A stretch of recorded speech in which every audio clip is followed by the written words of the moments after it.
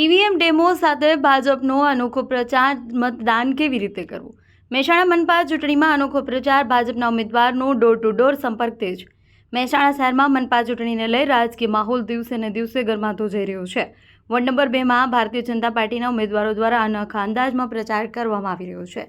ભાજપના ઉમેદવારો હિતેશ દેસાઈ, હિતેશ પટેલ, હંસાબેન પટેલ, હેમા રાવલ દ્વારા ડોર ટુ ડોર સંપર્ક દરમિયાન મતદારોને ઈવીએમ મશીનનો ડેમો આપી મતદાન પ્રક્રિયા વિશે માહિતગાર કરવામાં આવ્યા છે. મત કેવી રીતે આપવું અને મતદાન બાદ રજીસ્ટ્રેશન બટન દબાવવાની પ્રક્રિયા પણ સમજાવવામાં આવી. પ્રચાર દરમિયાન ઉમેદવારો કાર્યકરો સાથે પાણીપુરીની મજા માણતા પણ જોવા મળ્યા, જેનાથી વ્યસ્ત શેડ્યુલ વચ્ચે હળવો માહોલ સર્જાયો. યુવા ચહેરાઓ અને સાથે જ ભાજપ આ વોર્ડમાં વિકાસના મુદ્દાઓને આગળ રાખીને મજબૂત પ્રચાર કરી રહી છે. નમસ્કાર, આપનું સ્વાગત છે એમજી લાઈવ ન્યૂઝમાં. તો સૌપ્રથમ તો તમે તમારું નામ જણાવશો? મારું નામ દેસાઈ હિતેશ નાગજીભાઈ. હું વોર્ડ નંબર 2 ના ભારતીય જનતા પાર્ટીના ઉમેદવાર.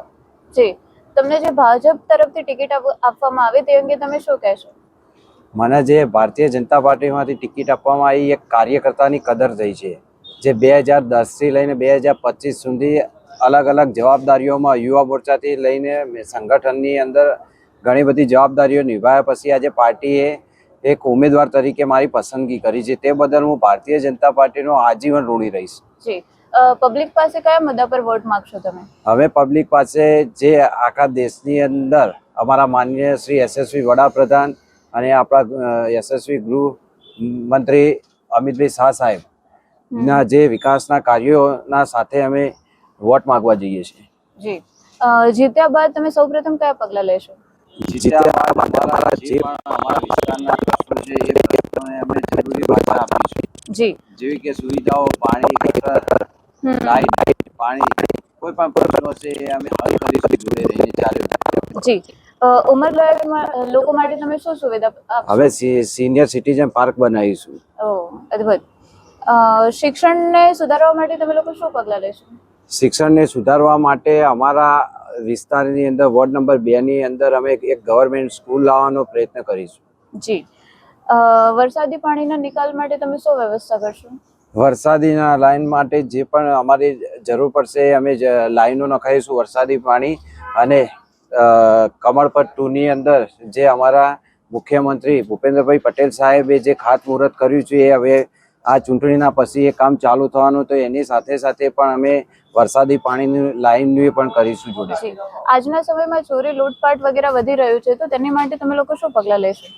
આજમાં જે ચોરી અને લૂંટફાટમાં જે વધી રહેલું છે એની અંદર અમે આખા વિસ્તાર વોર્ડ નંબર 2 ની જે વિસ્તાર આવી રહ્યો છે, તો સોસાયટી એરિયા વાઇઝ અમે સીસીટીવી કેમેરા અને જે પણ અમારાથી શક્ય બનતું હશે એ રીતે અમે મદદ કરીશું. જી, આજના સમયમાં આપણે લોકો જોઈ રહ્યા છીએ કે યુવાનોની અંદર વ્યસન મુક્તિનું પ્રમાણ સૌથી વધારે વધી રહ્યું છે, તો તેની મુક્તિ માટે તમે લોકો શું પગલાં લેશો? અમારાથી બનતા ઘણા બધા પ્રયત્નો કરીશું. વ્યસન મુક્તિ કે જેવા કે કોઈ પણ જગ્યાએ અમારી જરૂર પડશે અમે સાથે અમારા શ્રી સિટીઝનોને સાથે રાખીને અમારાથી થતા બધા પ્રયત્નો કરીશું. જીત્યા બાદ સૌ પ્રથમ તો આ વોર્ડ નંબર 2 માં જેટલો પણ વિસ્તાર આવે એ વિસ્તારની એક વોર્ડ ઓફિસ કરવાની, સેવાલય જેનું નામ. એ સેવાલય નામ અમારા રાજ્યસભાના સાંસદ મયંકભાઈ સાહેબે જે નામ આપ્યું એ નામ સેવાલયનું નામ અમે પણ આપીને એક સેવાનું કાર્ય કરીશું. અને આ વિસ્તાર જેટલો પણ વોર્ડ નંબર 2 નો છે એ વિસ્તારના લોકોને કોઈને પણ મહાનગરપાલિકાની અંદર જવું ના પડે અને અમારા સેવાલય ઉપરથી જ કામ થઈ જાય એવું કામ કરીશું. જી, ખૂબ ખૂબ ધન્યવાદ. પાણીપુરી તો એક સામાન્ય નાગરિક પણ પાણીપુરીનો સ્વાદ ચાખતા જ હોય અને અમે એક સામાન્ય નાગરિક જ છીએ. અમારું કોઈ વીવીઆઈપી કલ્ચર નહીં અને એક સામાન્ય નાગરિકના જેમ બધાની વચ્ચે રહી આ વિસ્તારના જે પણ પ્રશ્નો છે અમે હલ કરીશું. દેશ અને દુનિયાના સમાચાર જોવા માટે અમારી ચેનલ એમજી લાઈવ ન્યૂઝને સબસ્ક્રાઇબ કરો અને બેલ આઇકોન પર ક્લિક કરો, જેથી રોજે રોજની અપડેટ આપને મળતી રહે. સાથે જ અમારું ફેસબુક અને ઇન્સ્ટાગ્રામ પેજને પણ ફોલો કરો.